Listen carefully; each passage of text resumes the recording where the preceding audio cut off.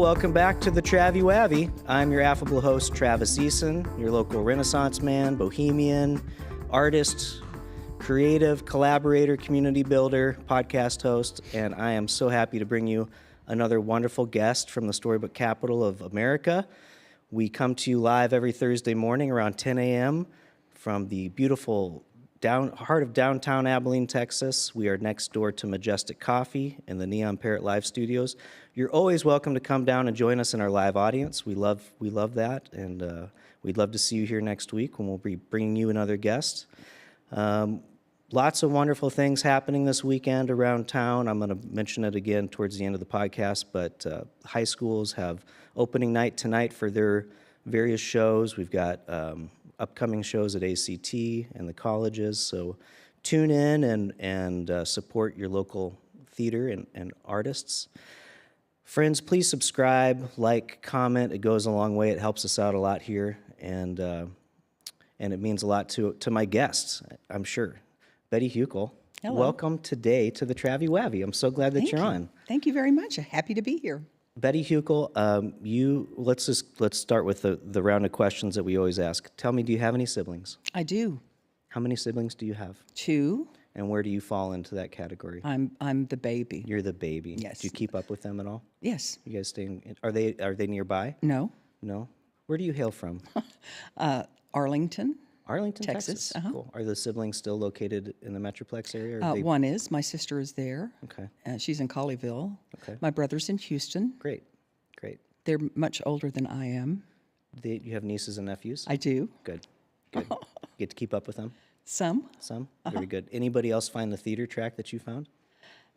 Not on my side of the family. Okay. My husband, Charlie Hukill, has a niece who's just been hired as the general manager at the Alley Theater in Houston. Oh, very good. Yeah. That's a wonderful spot. My nieces and nephews have done some summer camp down there, and they really enjoy it. Yeah. Well, how did you get to Abilene? What's your story about coming here? Charlie and I married in 1977, and upon graduation from Stephen F. Austin State University in Nacogdoches, he wanted to go to graduate school, and so I supported us while he attended the Dallas Theater Center in Dallas. Very good. And after 2 years, he got his MFA degree and was hired at Hardin Simmons in 1979. And so that's when we moved here. Okay. That's what got me here. Had you spent any time in Abilene before? You know what? I think when I was in middle school, our high school in Arlington was in some kind of playoff and met and played here and played Permian Basin, which of course we were tragically defeated. I mean, it was a trounce. And it was one of the coldest I have ever felt. The wind was out of the, northwest, and nothing to stop it, which I really wasn't used to. In Arlington, it's a little hillier and a little bit calmer. So that was the only time I remembered ever being in Abilene until we moved here. Maybe a winter storm in the middle of the winter when you were in middle school. How did it compare to the winter storm we just survived these last few days? Well, there was no snow, but it was windy and cold. So yeah. Yeah. So you moved here to Abilene in 79 with your wonderful husband, and he was teaching at Hardin Simmons. And what were you doing at that time? Well, for the first 4 years we lived here, I kind of helped him work in the shop and picked up odd jobs. And I waitressed for 3 weeks, which was the hardest job I ever had. And oh, man, high regard and respect for waitress people, wait people. And then after 4 years of not contributing to our income, I applied and was hired at Abilene Community Theater as the technical director designer. And so for 6 years, from 1983 until 83 to 89, that's what I did. Okay. And I designed all the sets and built them. I really think what I did mostly was move platforms from one side of the building to the other. And, if you've been there, you know it's a kind of a cramped space, and everything's stored there. And yeah. And we like ACT because it's one of the oldest community theaters in the state of Texas, which is really great. It's got a wonderful history.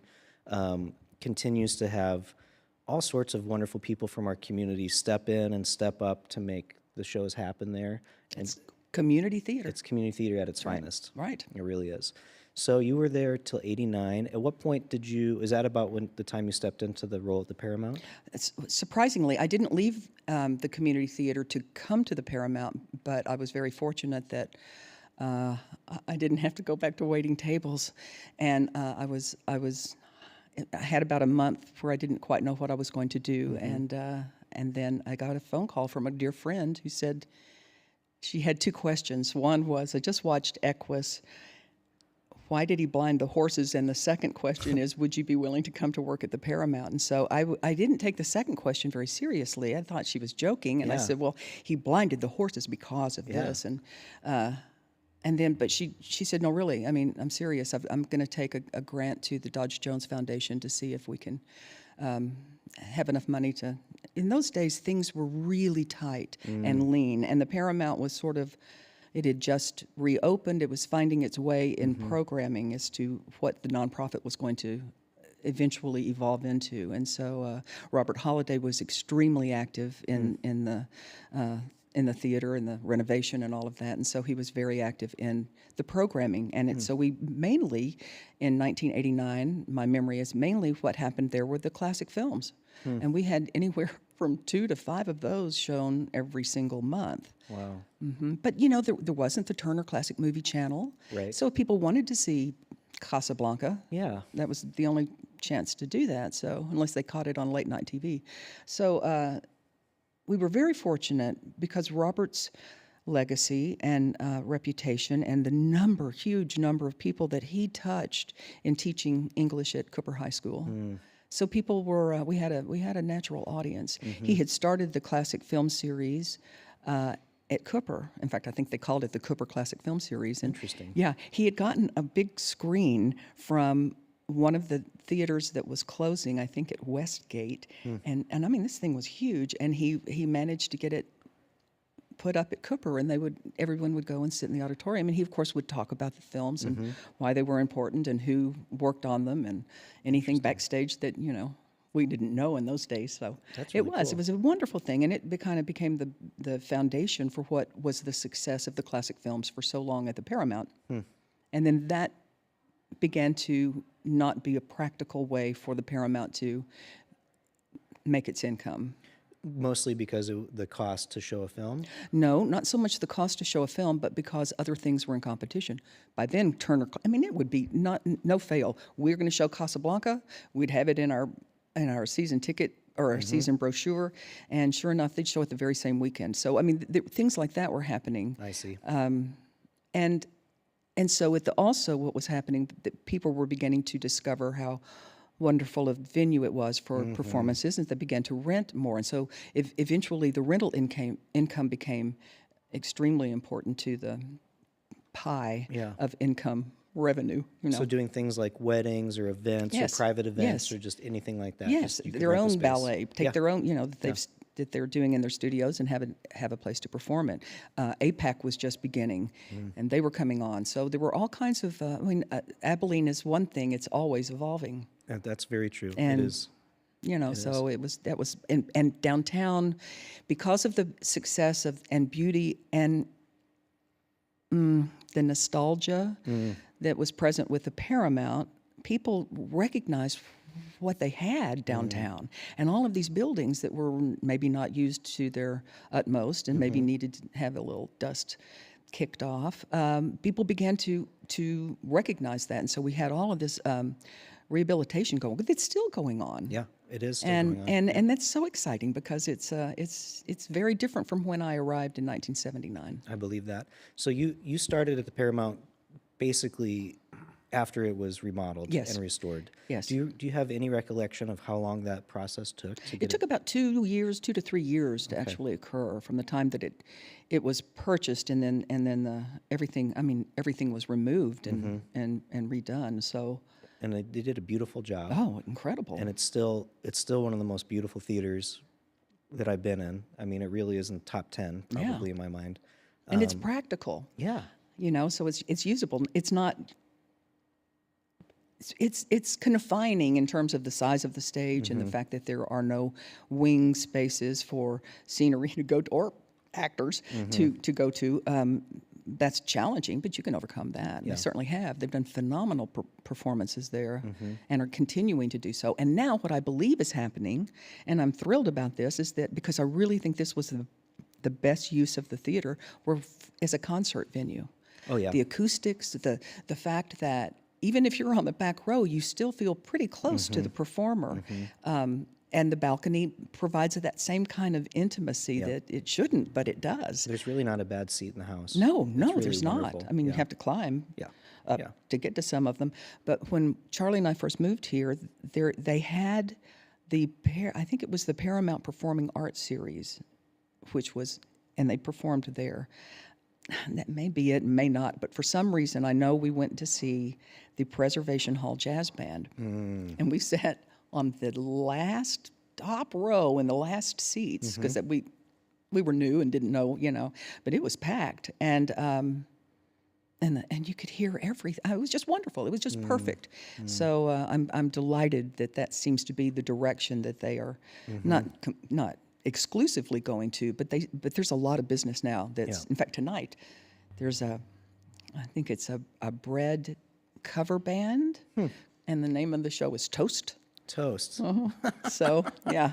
See, lots of fun things to do in Abilene, No y'all. There's kidding. always something going on here. And I believe that's tonight. That's great. So you were in the position of, what was your title there? Director? Executive Director. And how long did you fulfill that role? I was there from 1989 until 1999. Okay. And I wanted a change because it really had gotten to be pretty hard. I mean, it was relentless. And the money raising, and we had an unfortunate incident that during a concert, someone knocked a Coke over into the light board. Oh, no. Yeah, It things happens. happen. And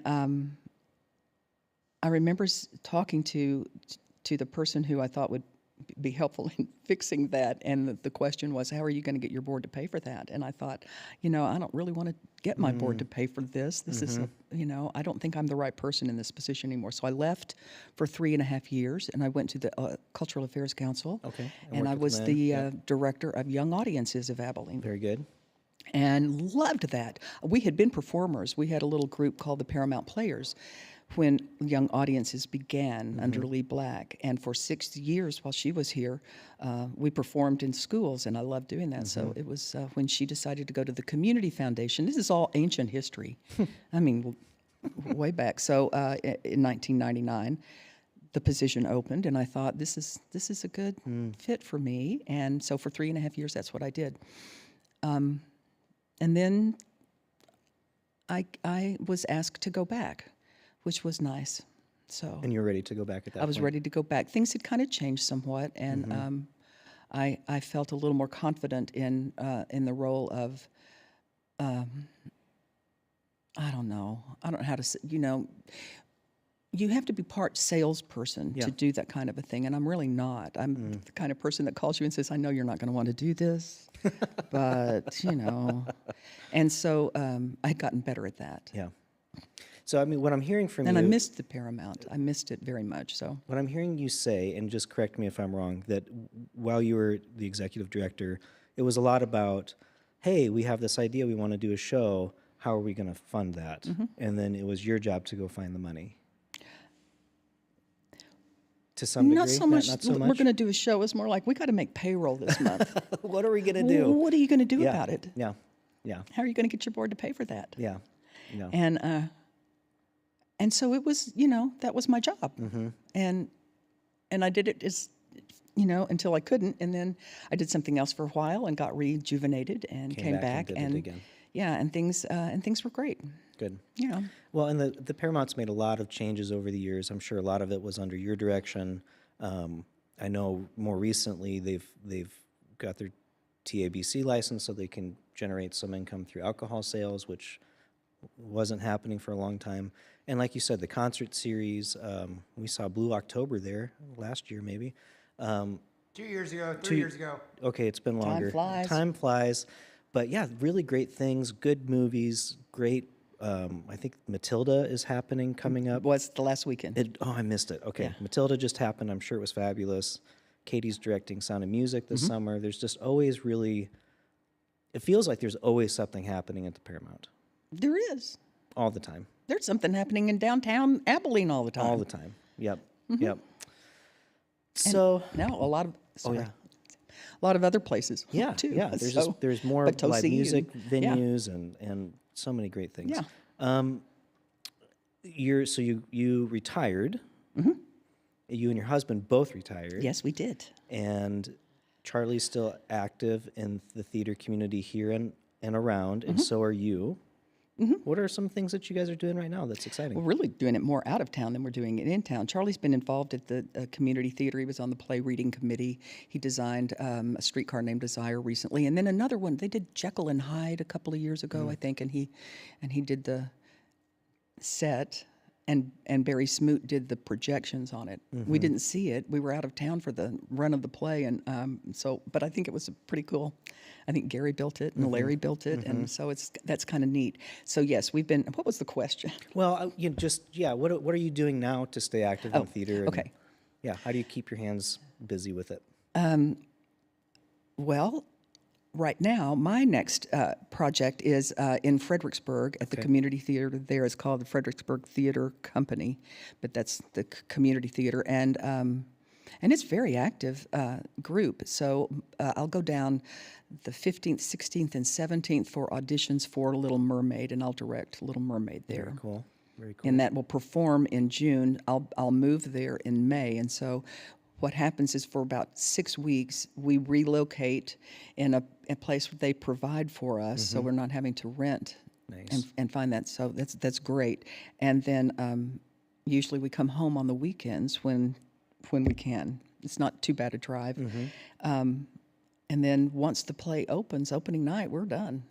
So unlike when you live in a town and you can go every night, and we can't. We go home and then we usually go back for the last performance and help with strike.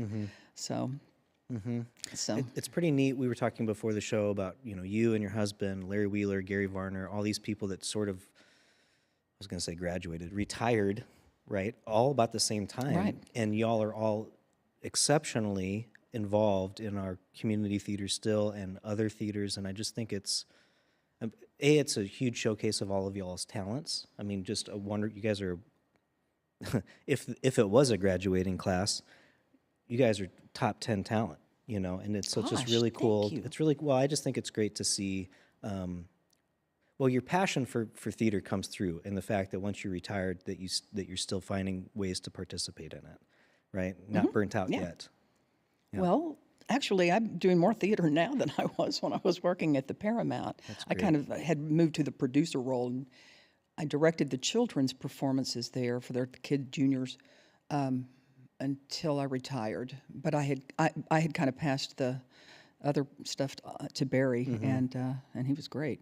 But now all I do is direct. Terry Wilkerson invited me and Victoria to be in a play about, 6 years ago.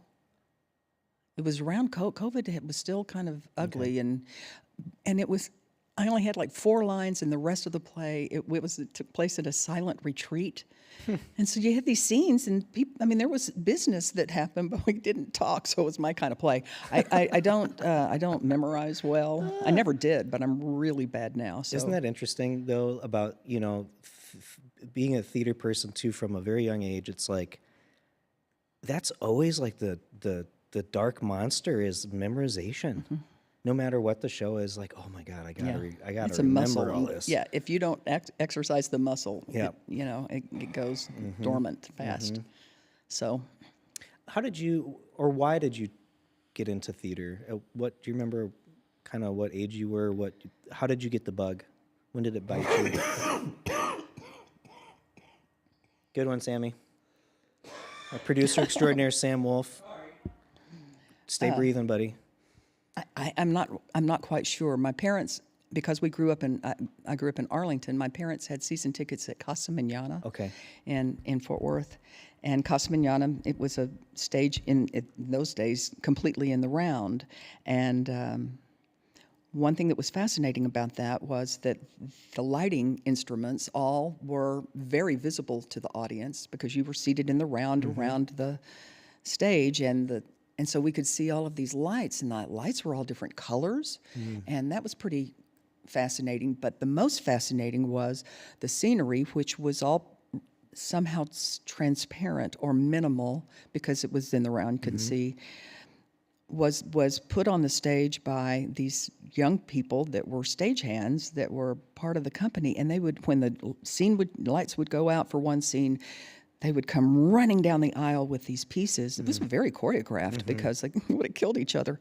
And that fascinated me. So between the ceiling of this geodesic dome where the Cosmoniana lives, when the lights would go out, the ceiling would change colors. I think it was aluminum or aluminum foil. I don't know what it was, but and then these stage lights would come on, and they'd run down the aisles. I was hooked.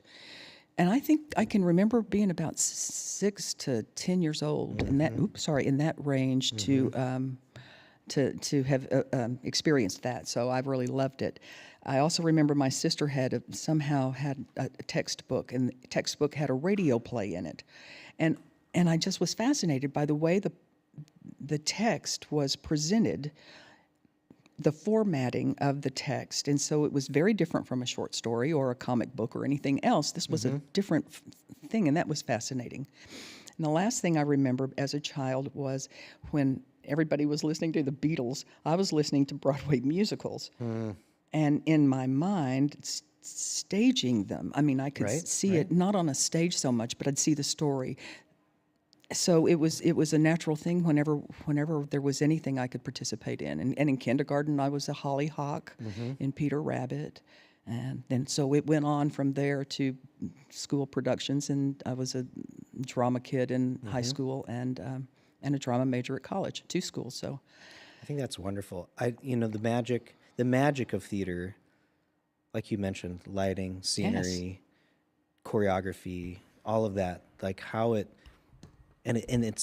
comes together with so many various hands and people helping. Sam, you had input? Oh, sorry.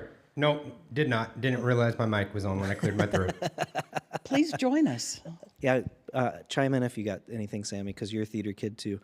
I didn't really think about the magic behind stage, lighting, scenery, things like that, until, for me, it was high school, because I was always the kid that wanted to be front and center on stage. Look at me, right? I'm the actor.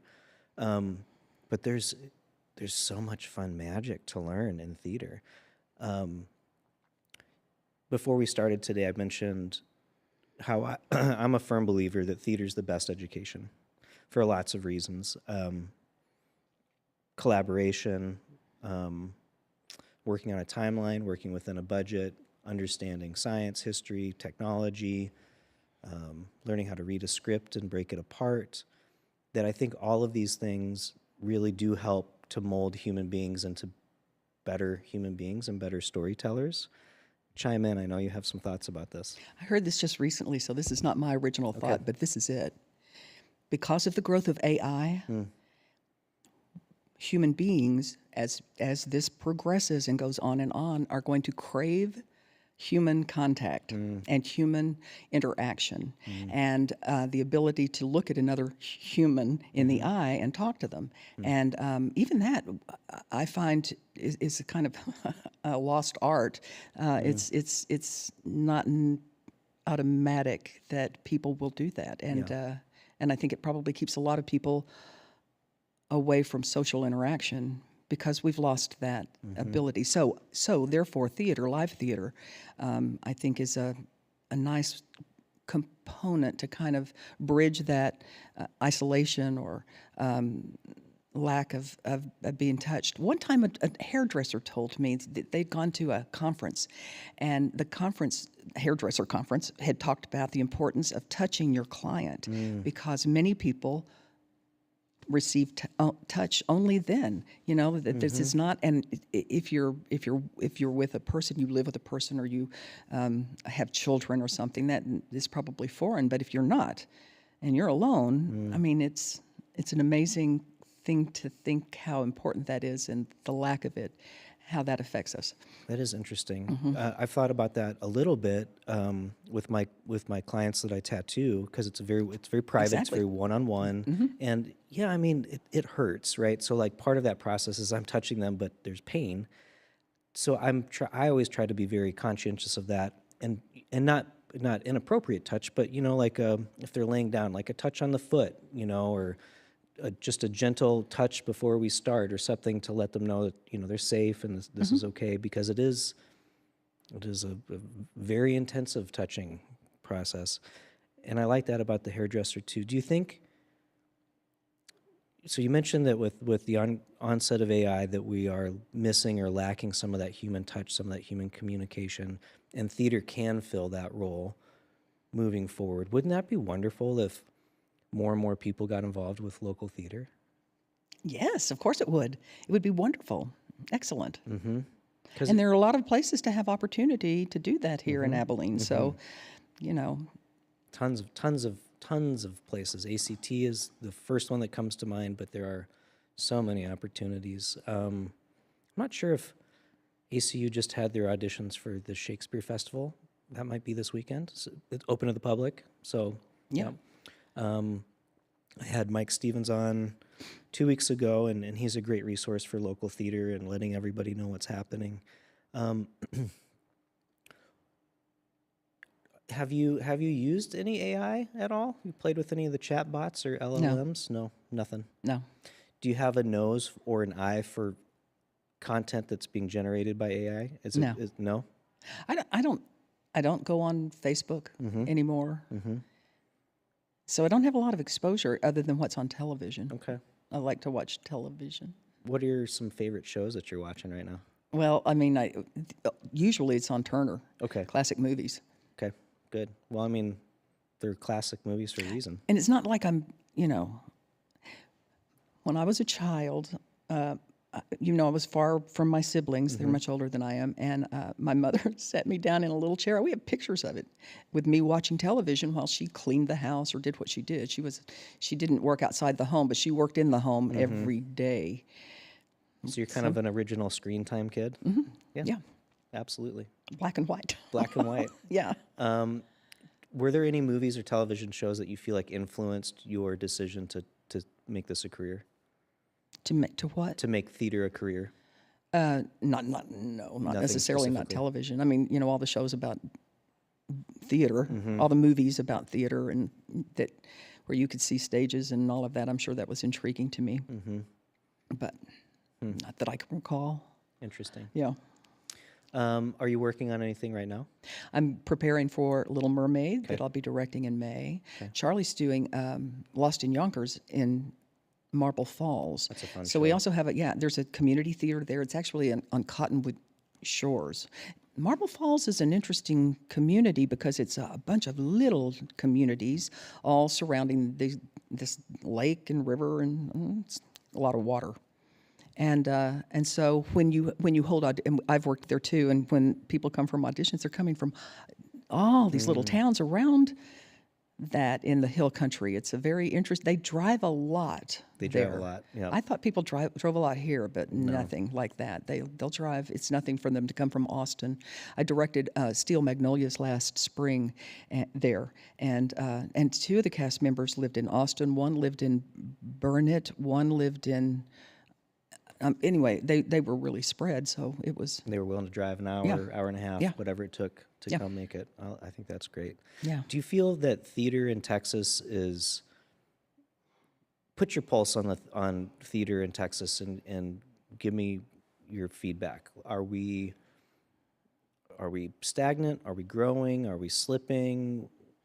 I'm probably not the right person to ask because I just don't get out and But see you're all in of it. that. You're in it, and you're not just in it in our No, community. I'd say in other it's communities.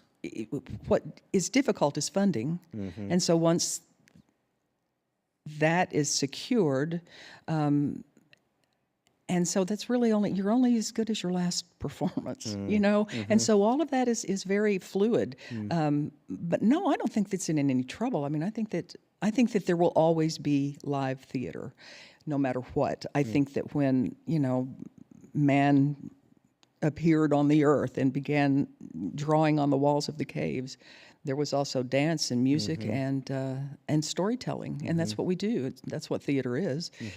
So I think the need for that, for whatever we need in our souls to express, to be fulfilled by a message or a story or a moral or whatever we feel we have the ability to impart to somebody. And I don't mean as an actor, I'm saying the writers, somebody who has a story to tell. Yeah. Then that's always going to be here, because that's what we do. That's what makes us human. Have you ever written anything? Have you ever written any You know shows? what? Charlie was cleaning out a drawer the other day, and he found a play I wrote when he was teaching playwriting at Hardin Simmons, and I wrote it by hand, and then somehow I had taken it and typed it. I'm a horrible typist, and so I would type in those days on what they called onion skin. It was a particular kind of paper. It was real easy to erase the typewriter ink. You probably don't have any idea what I'm talking about, because it's typewriter. A little bit. I Okay. have a really old typewriter at my house, but Anyway, it's way so older there than I am. Yeah, it was before whiteout. So we just anyway.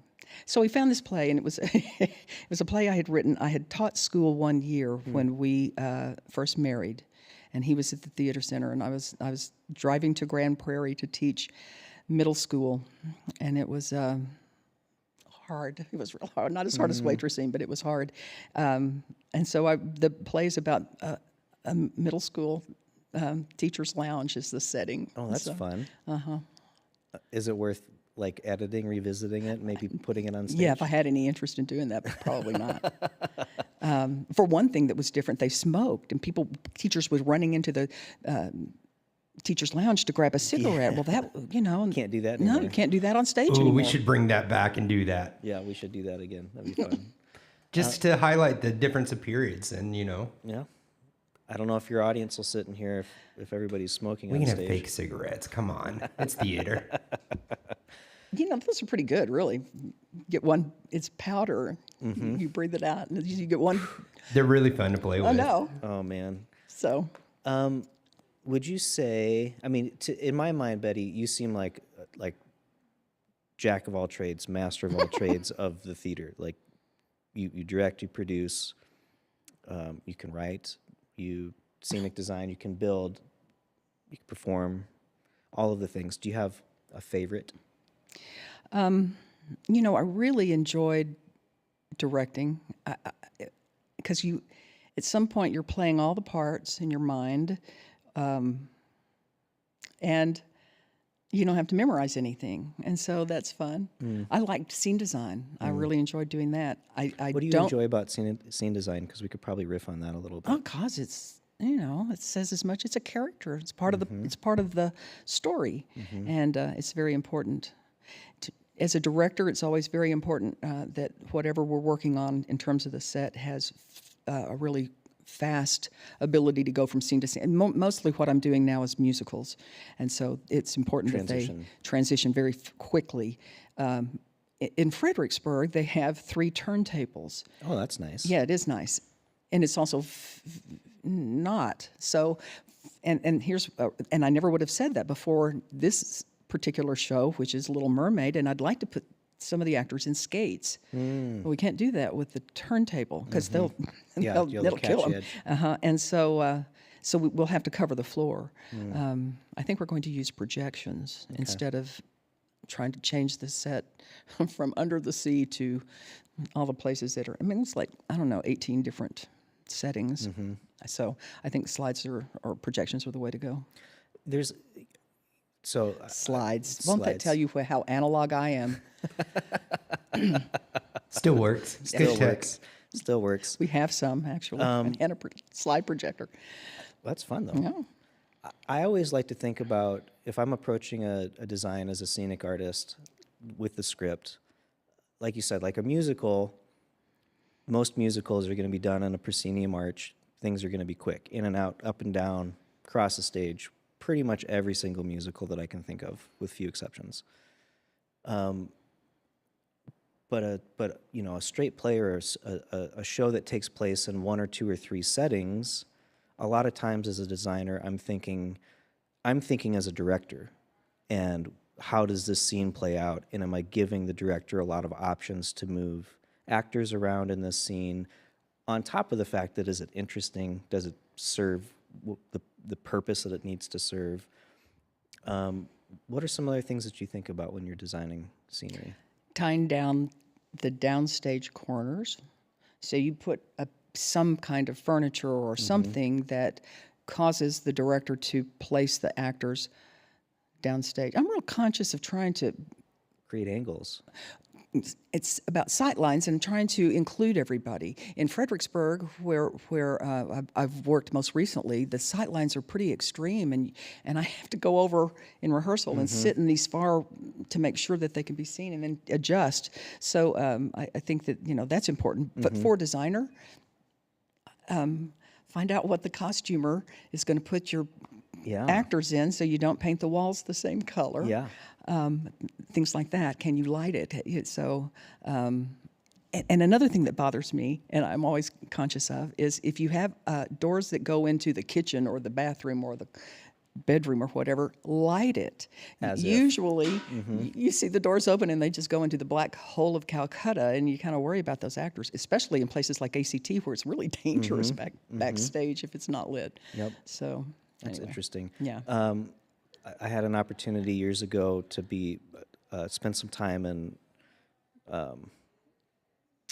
an atmosphere where I was with these wonderful Mexican opera designers, and I can't remember this gentleman's name, but he was a scenic designer and costume designer. Ooh. And he would never do a show unless he got to do both, for exactly what you mentioned. Exactly. I want to see how that fabric's going to react on top of the textures that I put behind it, et cetera, et cetera. I always enjoyed being the scenic and lighting designer because Same thing. And then I was always in Sandy Freeman's shop. What you got? Or what are we doing?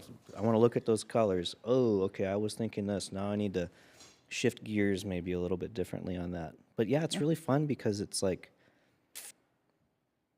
it's kind of the hidden part of theater that not everyone really sees. You see it, but you don't think about what it took to put that up there. No, and if you do your job well as a designer, no one's really going to be conscious of, oh, they put this to tie down downstage corners or anything. I mean, it's just going to be complimentary and supportive of whatever the story is that you're telling.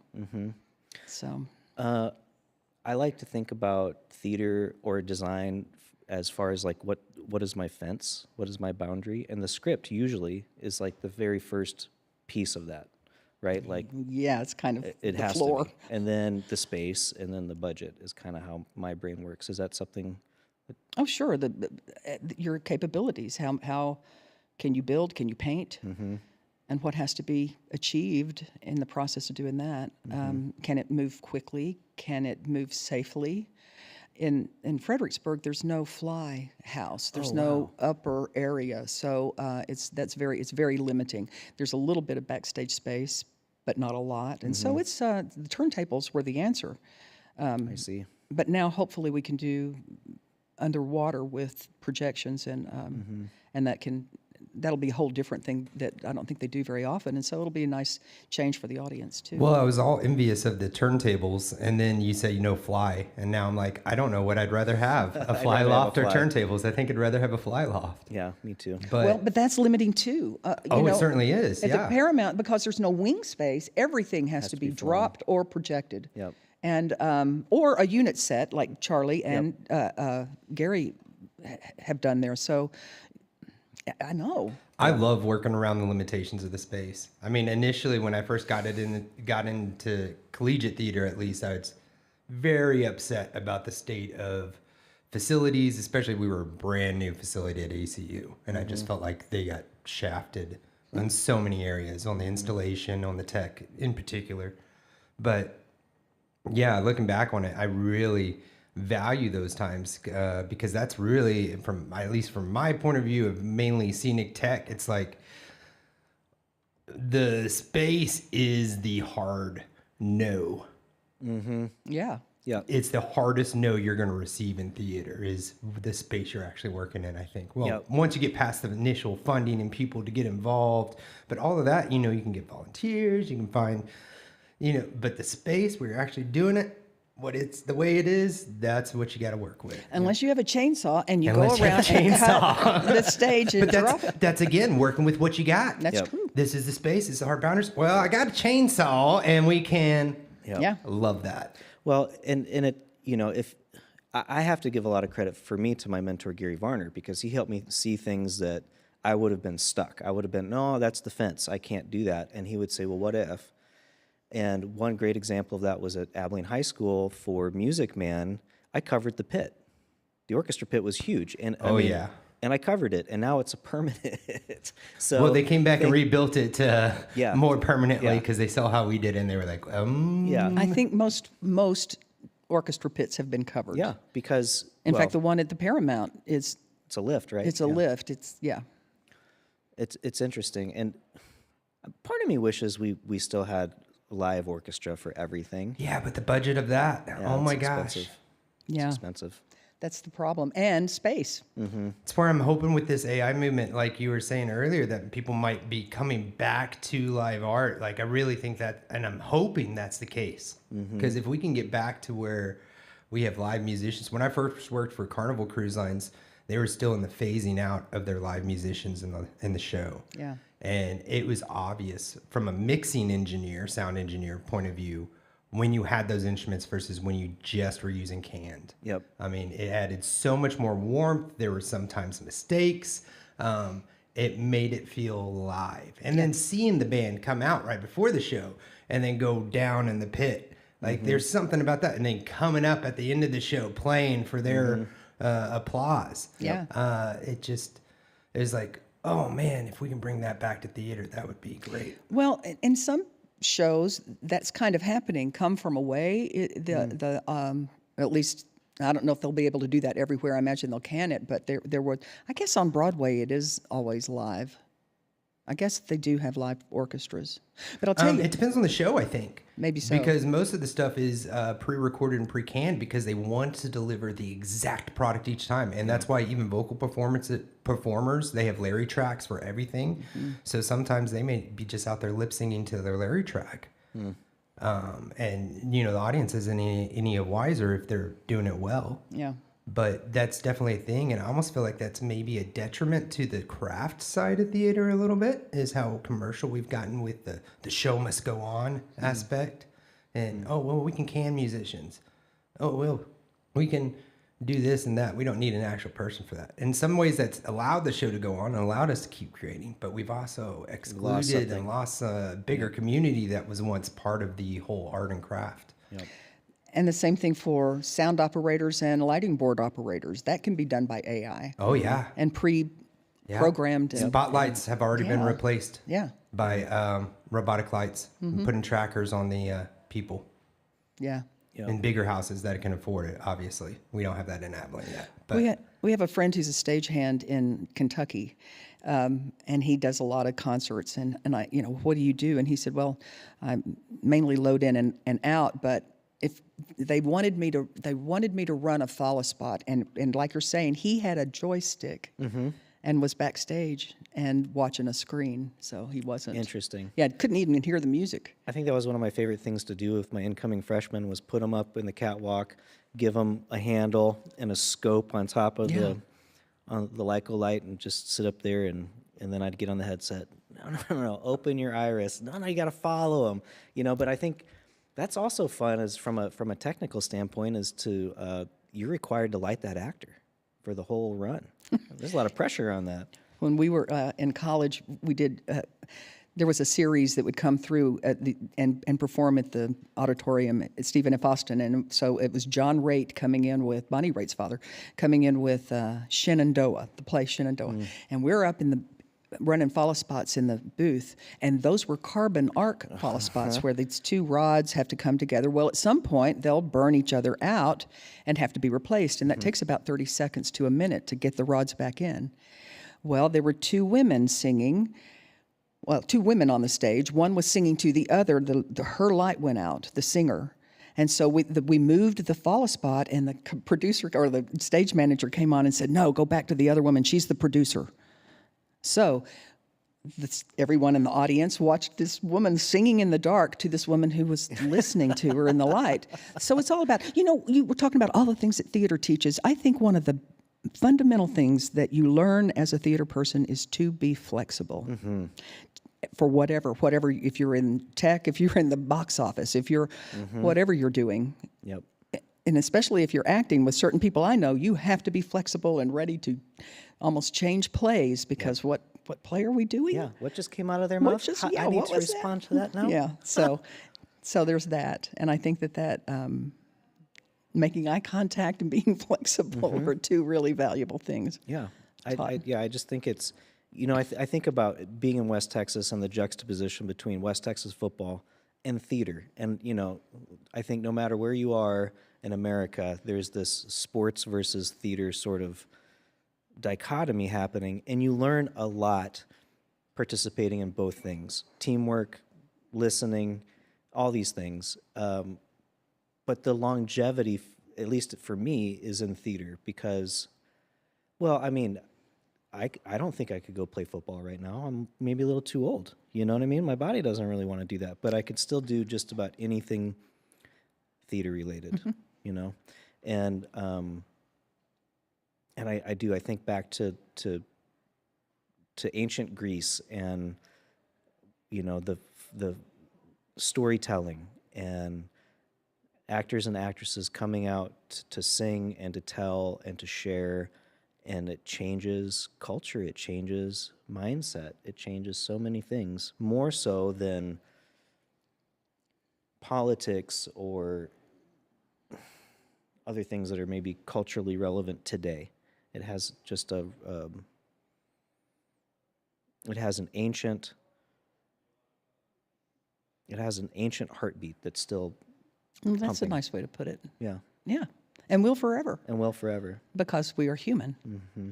And it's a human thing, And so is music, and so is dance, and so is visual art. And now and there are galaxies to explore with things that we haven't touched because we didn't have the tools that we will have now to create new art. Mm-hmm. So, but I think that ultimately, fundamentally, we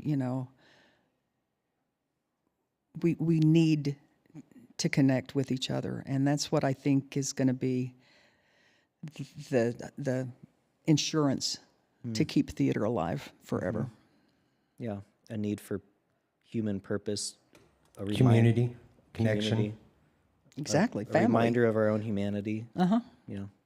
And you think back to when we are children and we start to play, what a lot of our play, I don't know what you played, Army, Cowboys and Indians. We played dress up and do shows. Okay, dress up and do shows. But my point is that you are play acting. It's all about using your imagination to become something that's not there. And that is such a resource that I'm afraid is under-exercised these days. And hopefully people will continue putting their children in theatrical kinds of things or sports, something that keeps you thinking, active, imagining, working dreaming with others.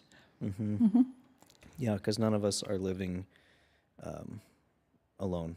We're all a part of a larger community of humans. No, we need to be. Yeah. Certainly, we're a lot healthier and happier if we are connected. Well, as we wind down our chat a little bit today, Miss Betty, thank you so much for doing this. This is a wonderful conversation. You made this so easy. What are some? So you've been in Abilene since the 19s, and you've seen a lot of change in Abilene and downtown Abilene. A lot of growth here. What are some things that you've witnessed that you were really excited to see, and what are some of the challenges that you're also watching our little hamlet go through? I think that the beautification of downtown, of the railroad tracks. When we first moved here, the land on either side of the railroad tracks were flat. There were no trees. It was, in fact, I remember one of the residents saying, "Oh, that's where we dump our trash." And to see that kind of changed. The entrance points where Frontier, Texas is now, that had been a scrap iron place. You probably remember it, Sam, all your life. Oh yeah, all my life growing up, scrapyard there. And so things that have changed aesthetically to make it so much more beautiful. And now, of course, we have the downtown hotel, and that's going gangbusters. And so, I mean, the growth and an energy that seems to be present. And this is from a person that's kind of just observing it. I'm not involved anymore. I used to be on a lot of boards. I was involved with the chamber. I knew what was going on. I was president of the Downtown Association. Mover and a shaker. 2 years. Yeah, you know, but what I'm observing is literally just what I'm seeing and not what I'm hearing. And so I think that it's a thriving metropolis now compared to what it had been.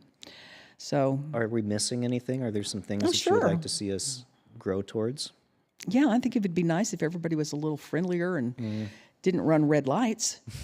See a lot of that, but you see that everywhere. And I think that, I don't know, I just think, you know, we're society, the world is constantly changing, and I'm hoping that, you know, it's still a nice place to be. It's kind of a scary place right now. You guys think you'll stay in Abilene, at least for home base? Our house is paid for, and we have a little cabinet in the columbarium at the First Central Presbyterian Church. So this is home now. Okay. But we're traveling some, and, you know, it's certainly... Y'all literally committed to the end. We did. Yeah, it's good. And in fact, we even chose the particular place, and we know the people above us and the people below us. Oh, nice. So, yeah, we're You right already at know home. your neighbors. Yeah, we do. So, really cool. Yeah, it is cool. That is cool. So you have shows coming up in May in Fredericksburg, and anything else on your docket coming up? Not yet. I take it, you know, deadline at a time. Do That's one the at a first time. deadline. So yeah, It's good. It's good. But, Yeah. but we should anticipate you doing plenty more theater in the I years hope to come. so. I hope so. Good. Anything on your bucket list of like a show that you either want to do again or that you've never done? I'd love to direct Dear Evan Hansen, and I understand that ACU's just gotten the right, so I congratulate them for doing that. But my name is in several places. Please give me first right of refusal. Good. It's just a beautiful, beautiful. Everything about that particular story is, and the way it's told is lovely. I'm not familiar with that, so I'll have to go watch it. Oh, it's gorgeous. It's by the people who did the music for La La Land and The Greatest Showman. It's that team that, and I think that this is I think it's their best music personally. But I'm sure people would argue with that. But it's a beautiful story and about acceptance and self-awareness, and it's nice. I like that. Yeah. So go see it at ACU when will. they produce I will. it. Yeah.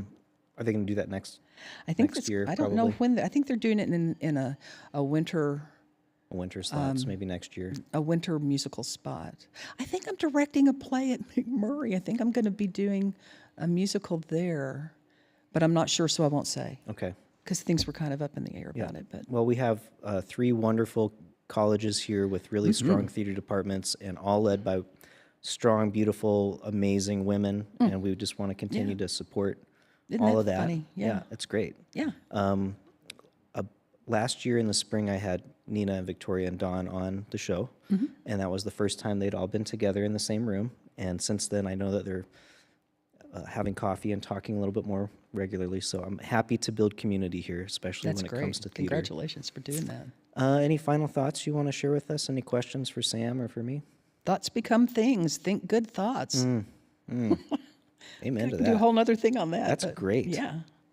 We had a conversation about that Tuesday out front, Sam and I and another local artist, Danny James, talking about how if we start something from a poor headspace, then that's about as far as we're going to get. Well, yeah.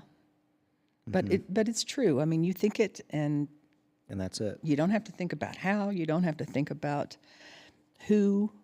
You just think it. You want this. Prayer. Call it the same thing, but it's Yep, prayer, manifesting. manifesting, asking the universe for a connection you'd like, and let them do the work.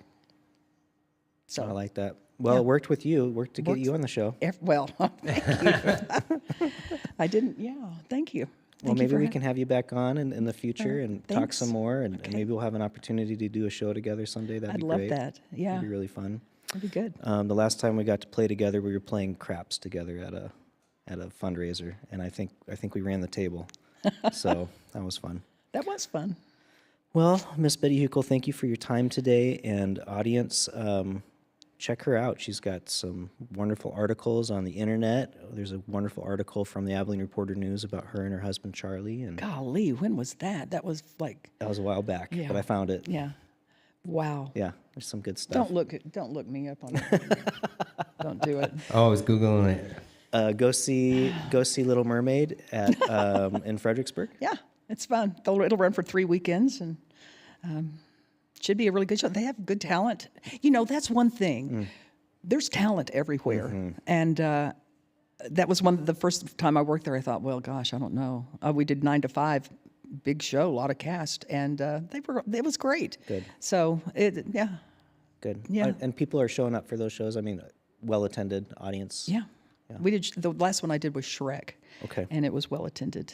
It was lovely. It was a really good experience. Do you think that this, I know Shrek's not Disney, but do you think that this like sort of influence of Disney and cartoon character musical theater is a good direction to go?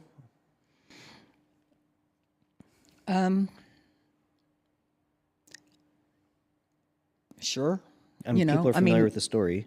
Well, it's for kids. I mean, Yeah. not that they don't also entertain adults, but no, I think it's certainly a way to go, and I don't think there's necessarily a wrong way unless you're teaching hate Right, and fear, right. And they don't, and so from that, I think we've had a lot of it. I mean, I think there's a lot of Disney now, and.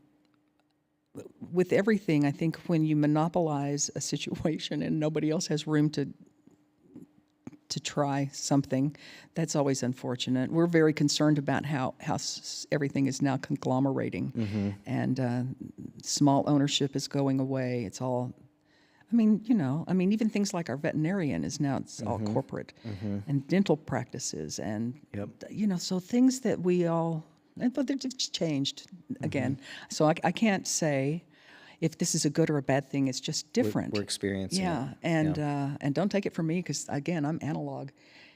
My day is over, and I'm happy about that. That's fine with me. Yeah. You don't make me bring my media assets, digital media assets that I don't know what they are. Did you know about that, Sam? He said, bring your digital media assets. Send digital media assets. I said, I don't know what they are, links. so I probably don't know. We had a rehearsal in this building right after it was reopened for the West Texas Christmas Carol the very first year. Okay. Very cool.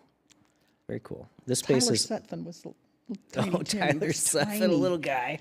Yeah, I mean, he's like a corporate genius now in Yep. Nashville or something. Yep. He's really good. So, but he was A little Tiny guy. Tim. That's so fun. I know. Yeah, this space has hosted a lot of things entertainment over the over the years. years, a lot, and we look forward to doing more. Good. On that note, we're going to wrap it up a little bit, and I'm going to re-mention that Saturday night there's a debut performance of Shoot the Moon right here. It is free, open to the public at 8 p.m., and Garrett Bryan, Grammy-nominated musician, producer, will be opening that show. Sam has Cheyenne Pitts playing Valentine's Day weekend. Valentine's Day, also a free show. Lots of wonderful theater happening this weekend. Bring It On at Abilene High School. I will be attending that Friday night to watch my wonderful daughter perform. Congratulations. And Exciting. I don't know, what else am I missing, Sam? Anything? Oh, there's lots of events and stuff happening. Lots of stuff happening. Abilene is not a boring place. There's lots of things to do. Missing a lot of them. Yep. Come on down, grab some coffee next door at Majestic Coffee, allegedly serving Onyx, my personal favorite. Please like, subscribe, share, comment. Let everybody know that Betty Hukill was on today, and she's a fabulous guest. Gee. And we'll see you guys next week when I'll bring you another character from the storybook capital of America. Until then, have a wonderful weekend. Y'all are out.